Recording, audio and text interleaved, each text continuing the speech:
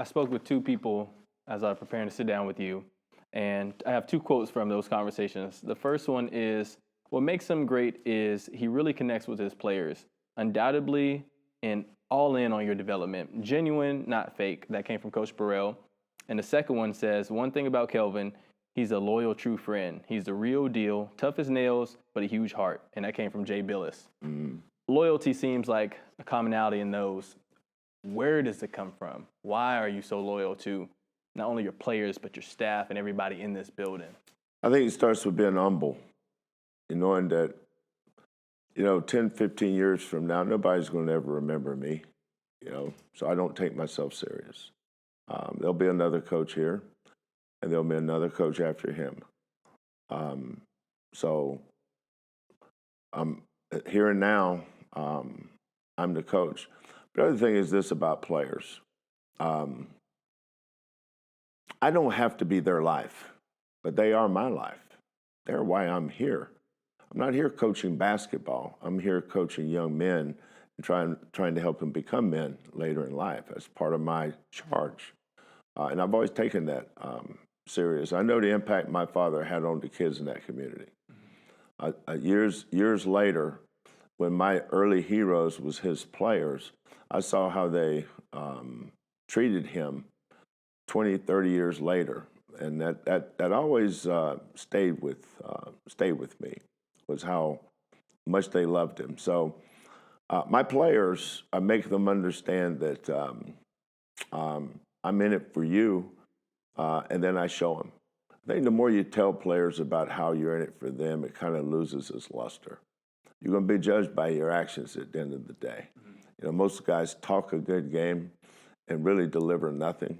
And a lot of guys don't say a whole lot, and those are the ones that are the most impactful because they show you with their actions. Two moments that have stuck out to me as I've been far and just watching you. When you comforted Khalif Battle after you guys beat them, and then on the senior day, the emotions that you showed. And you talked about how your father impacted those players. How much have the players impacted you? I learn a lot every year from them. I think when you come from a standpoint of humility, you're able to learn. When you think you know it all, you're not trying to learn. I'm still learning, even at 70 years old. That's why I don't make practice plans until the day of practice. Because I may have learned something yesterday that I can use the next day that will help this group of kids. Or we had a game last night, and when I watch the game, I make notes. Then I come in and we discuss them as a staff, and I said, what do you guys think about this? And so now I'm learning from my staff. So I'm constantly in a learning mode. And because I'm getting new ideas and fresh ideas, I have one assistant coach that puts on an iPad the top 5 ATO plays from the night before in the NBA. So I'm learning now from the NBA. I see other coaches that are great at stuff, and sometimes I steal their stuff. So you're always learning, but I don't think you can be a good learner unless you're really humble. Love that. I saw, I guess maybe a month or so ago, you and Coach Prime greeted each other on the field, and you guys are very similar to me in the aspect of you don't talk to your players just about what they do in their field. Him on the field, you guys on the court. You talk to them about life after ball, when that ball stops bouncing, saving money, making sure that they're taking care of themselves after they're an athlete. Where did you find that perspective, and why is that so important to be able to get across to these athletes? The money thing came from the NBA. Because when you get most of those guys, when they get their contracts, they spend their money on things they don't really need, but they really want. But our guys that are playing over in Europe's never going to have that kind of money. So I told them, I said, figure out how you can live on 35% of your salary, and then save the rest, and be frugal, because your career is going to end. You're a bad injury away from it all being over, and when it's over, what are you going to have? It's like with NIL today. I can't make them do anything with their money. They all have agents, they have parents, but the same thing with them is saving their money.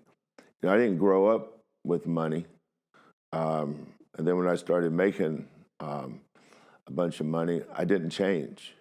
You know, because my wife and I will leave everything we have for somebody else, our family, one day. I think the way you're raised about material things, and if you didn't have it, some people just want to spend money on it because I never had it. And I thank my mother and father for this. Money has never driven me. You know, we all make big salaries at this level of college basketball, but that's the market and the money that you're helping generate for the university, and more specifically, the athletic department. That doesn't mean you have to change. You know, money has an impact in my life whatsoever, other than, my wife wants to get this or this, and she doesn't ask me anyway. She'll do something. I said, when we get that? Oh, 3 years ago. I hadn't even noticed it. Yeah. But I dedicate my life to my family, to the kids that I coach, to the friends I'm fortunate have accrued over the years, and that's about it. You know, I'm a simple man. I don't have any wild and crazy aspirations to be a pilot or go see this or see that. I'm living my bucket list every day. Whoa! Who knew I would make it this far? They hated, they never believe me. Yeah, I would never drop the ball. I know I make it look easy. Yeah,